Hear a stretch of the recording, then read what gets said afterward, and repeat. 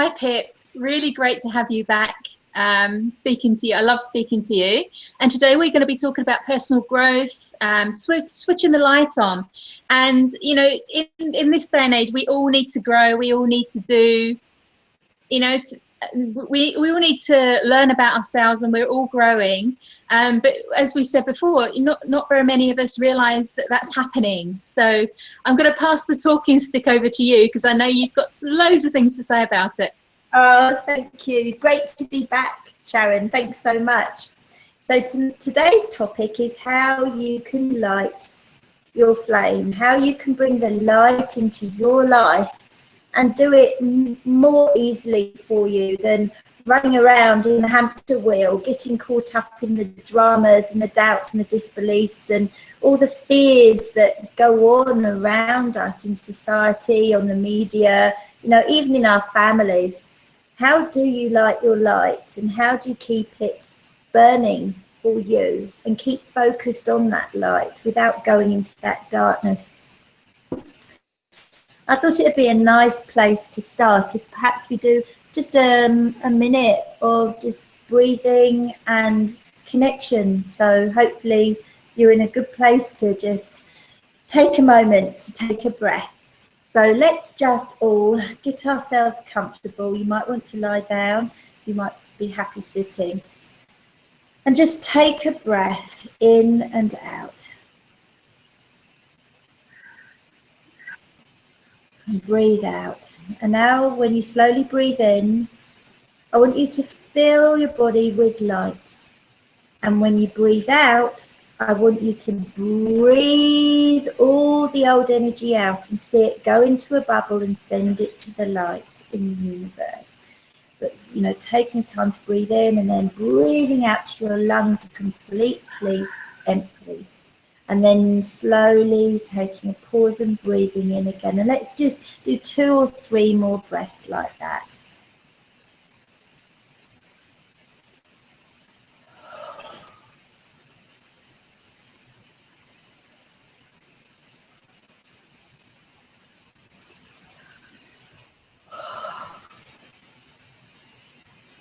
And what you'll find as you do that, and as you complete your 3 breaths, you're going to find that you feel a little bit lighter. Your brain may be feeling a little bit woozy. But what you've done here is you've accepted a lovely lot of new energy into your body. You've refreshed all your cells. You've taken that moment to clear out the old energy from inside of you. And it's just so easy to do. And so, you know, if you're at work, you know, you're caught up with your family, maybe there's a stressy issue going on around you, or you're just sitting watching the television, you can all do that. You can find your space wherever you are and just take that moment to do that. How did you find that, Sharon?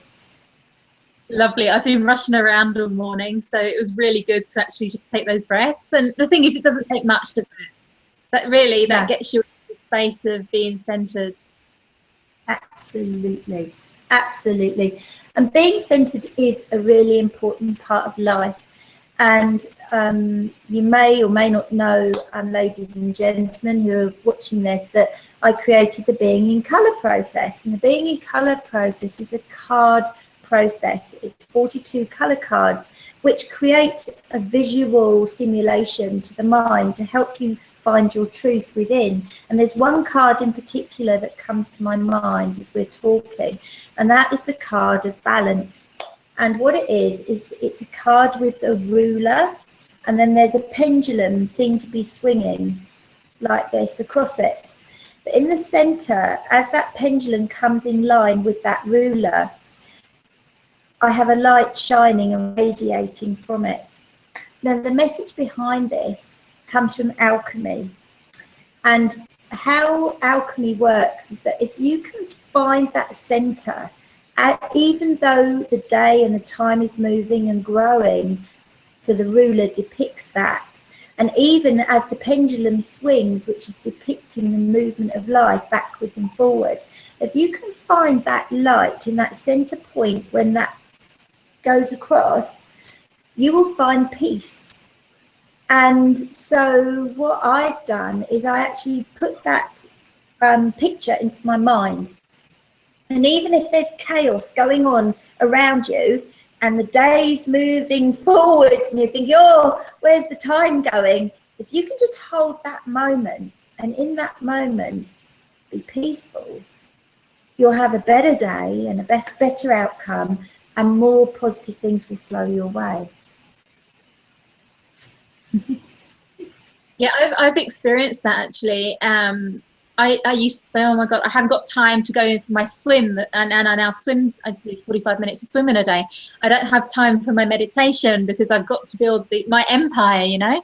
And what I realized is when I make time to do those things, I find more time to do the things that I really need to do, because my body isn't in that fight-flight mode all the time. I'm in a much calmer state.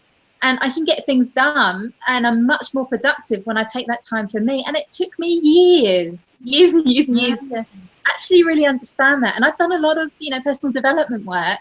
And literally, I've worked with so many experts on this before I got it through my head. And, I don't know what it was, but something clicked. And it's like, oh, actually, it really works. It really, really, really works. Okay. And once you've had practice getting into that space, it takes less and less time to get into that space. You are so right. And it's surrendering to that moment to allow, and in between the in-breath and the out-breath, there's always a pause. There's a pause at the top, and then there's a pause at the bottom. And it's this pause that brings us the peace. And, recently I've watched my peers, my friends, attendees on my courses going through a lot of change, and there's been a lot of doubt, and there's been a lot of fear that's been presenting itself. And as a teacher and as a practitioner, you're holding space for people. That's what you do, is you're holding space to help ease them through this time of adjustment. But sometimes this time of adjustment is so scary and so painful that you can feel and empathize with them. And it's hard to stay out of it, to allow someone to go through that time of growth, to be reborn. And a lot of times, people do just backtrack and go, oh no, that's too scary. I'm going to stay away from that. I'm really not ready for that. And then again, it's about, as a teacher and a practitioner, letting those people go and saying it's okay, they're all right, and not to rescue them, not to step in and go, oh, but how about doing it this way? I will help you, and pulling them back in, because ultimately you're going to get a clash, and they may end up falling out with you. They may just repel you completely. And so it's best to stay in truth and go, it's okay. Have you seen that, Sharon? Yeah, I've seen it a lot. And, I've done it myself. I've been there as well. So it's really interesting, because I was asked to do a testimonial for somebody yesterday about the growth that I had on the course that I did. And I thought about it, and I was just like, I can't really think how it's really affected me, in a big way. And then he was like, oh, you used to have the anxiety, and I'd completely forgotten that I used to be like that. And I think once we've had that growth and we step into a new norm, but it was so incredibly painful going through that process, because you're letting yourself go, aren't you? You're letting your old self and your old belief and your old ego and everything that you think that you were has to fall away in order for that change to occur. And I've obviously had it myself, but I've seen it with my clients as well. And it's stepping into the unknown. And for anybody, whether it's jumping off a cliff or bungee jumping or whatever they're doing, if it's in the unknown, there's going to be that scary place. But if we can remember that we have to go through that to get the outcome that we really want, and if we can just focus on the outcome, then it doesn't make it so scary. Yes. And if you can go on as many different courses and read different things and go onto YouTube and listen to Sharon's wonderful interviews that she's creating for you, these are the learning platforms, because you hear all people's reflections and stories, we go, actually, it's not unusual to feel like this. Oh, I'm not the only one. Oh, I'm not alone in here. And then the brain understands, oh, it's actually okay to go through this process. But if you go it alone, if you think you're the only one going through this, you know, that actually adds to the fear. And I don't know if you have heard the story that Captain Cook, when he arrived in Australia and, you know, New Zealand, he had these big ships and they were coming across the horizon towards the shore. And I have heard that, you know, people, because they didn't know what these ships were, didn't recognize them, so therefore they didn't see them. And so it wasn't until the people got offered them that they actually acknowledged, oh, well, there's a vessel of some description, but there's people inside it, and these people, now we can put A and B.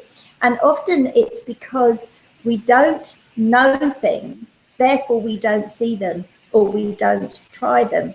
But once we hear that other people have, and we've witnessed it and observed it, that's then the creation time of possibility. So, oh my gosh, okay, this is possible, this could happen, I might give it a go.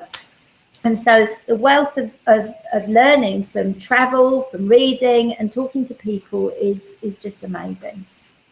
Yeah, I have heard that story. I've forgotten that actually, and it's pretty amazing, isn't it? Because we tend to focus, you know, we've got the reticular activator system in our brain, and it's the part which is recognizing patterns all the time. And when we're telling, you know, our brain to look out for a red car, we're going to see a million red cars, and when we're looking for a green tree, you see all the green trees. But it's like we need to look at the opposite of that, because we need to start looking for the things that aren't there in order for the growth. Because otherwise we're just surrounded by the things that we know all the time and that we're comfortable. And even though we might not be so comfortable within our comfort zone, it's still a comfort that we know.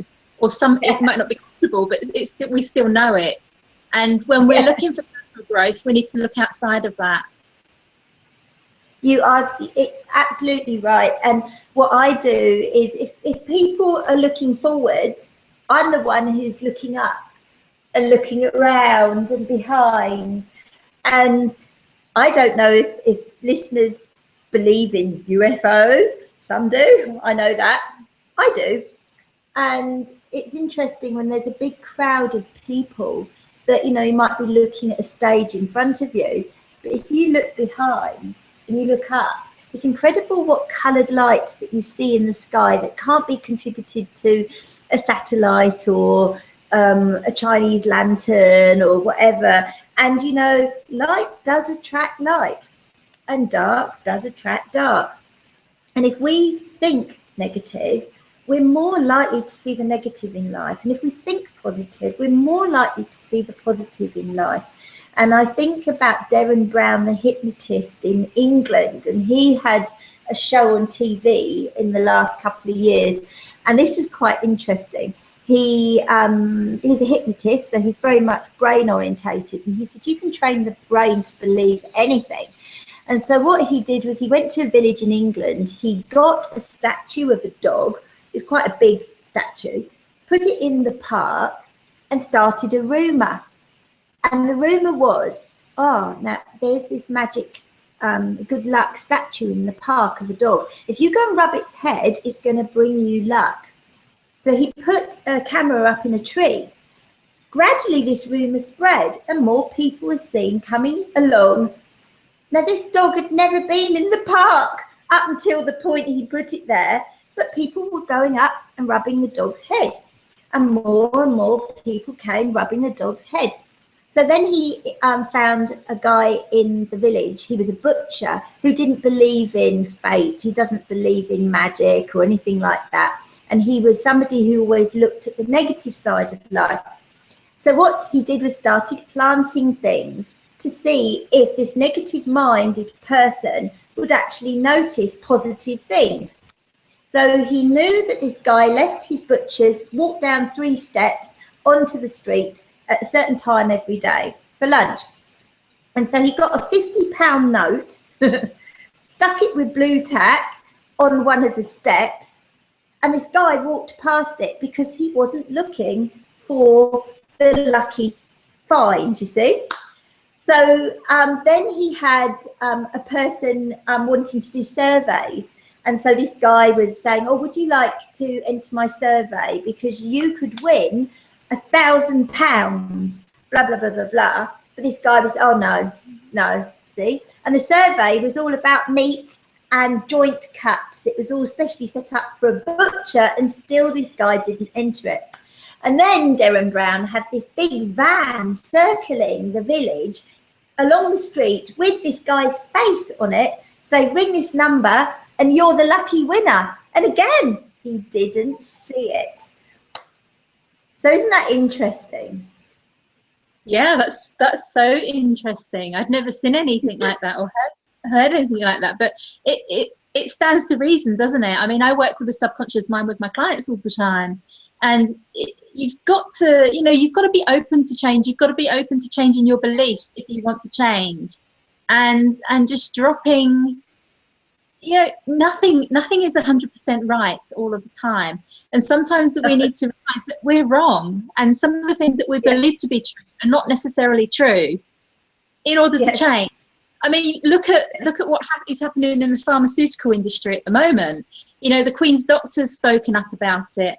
The Swiss government are now going to be recognising homeopathy, and it's beforehand we were just thinking, oh, there's only pharmaceutical and that is the way, and we've believed that for so long that many of us haven't. But now, like, the whole it excites me because mainstream media have it in the news, and they're changing the mindset, and it's just amazing. And as a society, if we can do that as a society, we can make that change as one person if we really want change. Absolutely. And so you start with yourself, you align with yourself, you center yourself, you are responsible and accountable to yourself. Then once you understand that, you can actually be the role model for your family, for your friends, and don't be worried about being uniquely different. I'm uniquely different. Sharon's uniquely different. We're proud to be uniquely different, but there are many, many people who think along the same lines as us. And if your friends and family don't think the same way as you, and you felt like a spare part at a party for most of your life, you can change. You can move into a realm of friends that do embrace you and love you for who you are. But at the same time, you can be accepting of the beliefs and the programs that your friends and family have. And you don't need to be apart from them. You just smile, as I do, smile politely. And I listen. And I listen to the price of bread and butter and the chit chat and the dramas of what's going on, and then I come back into my real life and I'm going, wow, this is so cool, because I can talk about fairies and I can talk about UFOs and I can talk about doing incredible things with all the incredible people I have around me. So whatever your passion is, whatever your drive is, be proud of who you are and note down all your achievements and just pat yourself on the back and go, yay, I'm just fabulous, I'm magnificent, just the way I am. I think that is so important, because many people could look at me and think, oh, she's a little bit crazy, but I don't care, because I love crazy, and I attract crazy people. Like, a lot of my experts are a little bit wacky and a little bit out there, but because I've stood up and said, hey, this is who I am, I'm now aligning myself with people that are experts at what they do, and they're free thinkers. They're not in the box anymore. So I love the way I am. I love my friends because they're like that as well. And it gives me much more variety than just being in the norm. So I think, if you wanted to change, accepting who you are and the fact that you might be a little bit different to everyone else. I'm very different to my family as well. My mum specifically really does believe in doctors and pharmaceutical, and that's her belief. And she's older now. She won't like me saying her age, but she's older now, and I probably won't change her mindset. She probably won't change her mindset in this lifetime, but I have to accept that, as you said. And she accepts what I do, and that's it. Doesn't mean I love her any less. Doesn't mean that we don't talk. It's just accepting that people are different, and knowing that when you change, you will attract people on your wavelength. And what I love about my community is there's loads of people like me in my community, you know, so you're never alone. Yeah. You're never ever alone. It's so exciting because the community is global. It is, isn't it? It is global. And what I would say for anybody who feels ungrounded or floaty, frankincense is an absolutely brilliant essence. And so you can buy frankincense. All different companies, you know, produce frankincense. It's one of the most expensive in the world, just purely because the way it's resourced. I love doTERRA, but I don't sell it. But if you find a doTERRA representative, you know, it's a pure grade one. But just by sniffing it, by putting a drop in some water, you can put it on your points here or on your neck. It keeps you centered, but it also helps connect you to Father God, or your creator, or your goddess God, your universal source, and it helps you to live your life more healthily. So, you know, I just wanted to offer that as well, is frankincense, keep your light burning, maybe a salt lamp. I've got a salt lamp in the corner. I've also got fairy lights. I love my fairy lights. So there's lots of ways to bring physical light into your life, but it's what you think is important too. Yeah, thank you. That's a great way to finish off. And you know what? My little prop, don't be scared to be crazy. I'm doing this with lots of us. Like, to be yourself. I wore this on my head at Mardi Gras in New Orleans. You know, it's special to me and I love it. And you know what? Be yourself. And be yourself. Be yourself, embrace yourself, because then you will be who you want to be. Yes. So I think a beautiful way to end off this conversation. But before we do, Pip, please tell us how people can find you. What's your website? Thank you. Well, I'm called Lady Rainbow Heart. I'm a spiritual success mentor. And so you can find me on www.ladyrainbowheart.co.nz, and look out for my online Being in Colour course and my 4-day psychic development retreats as well. Thank you, Sharon. You're welcome. As always, I love speaking to you, and we'll speak to you again soon. Yeah, sure. Cool. Thank you.